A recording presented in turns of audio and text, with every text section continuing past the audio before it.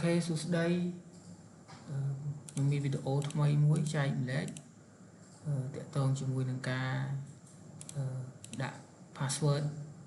ទៅលើ file Excel របស់យើងអញ្ចឹងយើងចូលឧទាហរណ៍ថាយើងមាន file Excel មួយ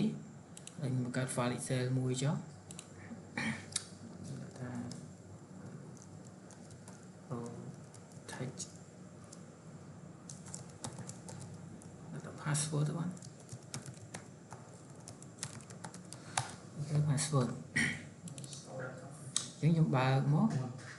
អញ្ចឹង file ហ្នឹងអត់មានជាប់ទេ password យើងទីឲ្យដាក់យើងសរសេរអីមួយទៅហើយយើងចុច save អញ្ចឹងយើងបើកសារថ្មីគឺអត់ជាប់ password ទេករណីយើងចង់ដាក់ password វាមានវិធីច្រើនក៏ប៉ុន្តែ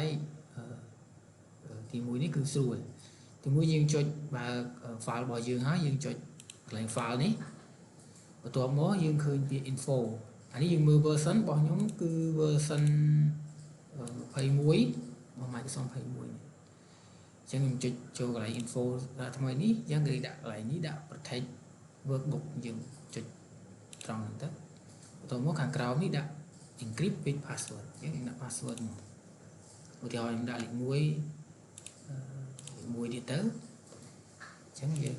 ហើយបើយើងចង់ឲ្យ secure យើងដាក់ password ឲ្យច្រើននេះទៅអញ្ចឹងប៉ុណ្ណឹងបន្ទាប់មកយើងចុច save ទៅ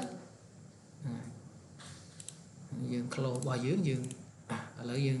តេស្តបើកសារថ្មីមើលតើវាជាប់អត់អញ្ចឹងវាជាប់ password ករណីយើងអត់ដាក់គឺយើងអាចបើក file នឹងបានទេមានបិទហើយបើកវិញអញ្ចឹងយើងដើម្បីយើងចូលទៅកាន់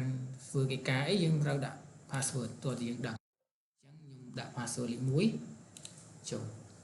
អូខេអញ្ចឹងយើងអាចបន្តការងារយើងបានទៀតហើយវីដេអូមានប៉ុណ្ណឹងដើម្បីចែករំលែក